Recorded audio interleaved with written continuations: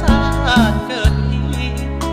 ทั้งที่บ่เคยคาดฝันมหานาทีพังเพบางสองเงินสาทำลายทรัพย์สินสิวันดมบาดาลในสัวพีตา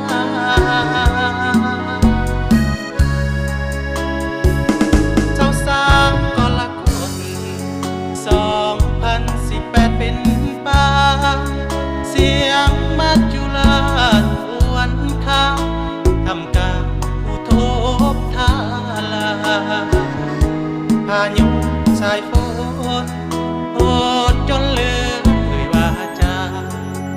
ล้างผ่านสาบสิ่งนานามังพาเขื่อนสนสลาสงสารพี่น้องพัดลงแปลวกระแสสาตาชีวิตพันแปรทุกแท่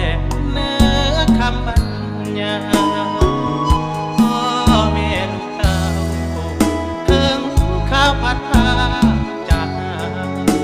บ่เหลือสิ่งใดเอาไว้เหมือนตายทั้งเป็นแล้วนะมีภัยใจบุญการุณเพื่อนตาดำดำส่งกำลังใจสู่ข้าแบ่งเข้าน้ำสิ้นพื้นแค่ว่าพอสวยบรรเทาเมื่อข้าวอาภัพขับขาพอสวยเสียดอย่าน้ำตาพี่น้องประสาสาอัตตาเปื้อ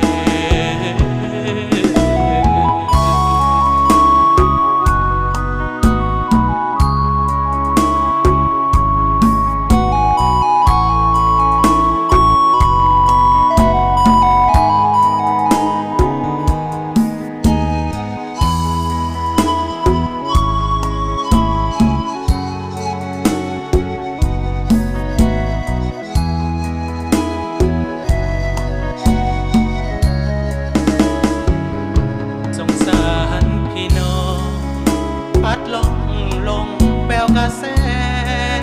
สาตาชีวิตพันแปรทุกแท่เนื้อคำบรรยายพ่อแม่ลูกเต้าถึงข้าวผัดผ้าจากบ่เหลือสิ่งใดเอาไว้เหมือนตายทั้งเป็นแล้วนะมีภัยใจบุญการุณเพื่อนตาดำน้ำส่งกำลังใจสู่ข้าแบ่งเข้าน้ำสิ้นพื้นแค่ว่าพอสวยบรรเทาเมื่อข้าวอาภัพขับขาพอสวยเสียดอย่าน้ำตา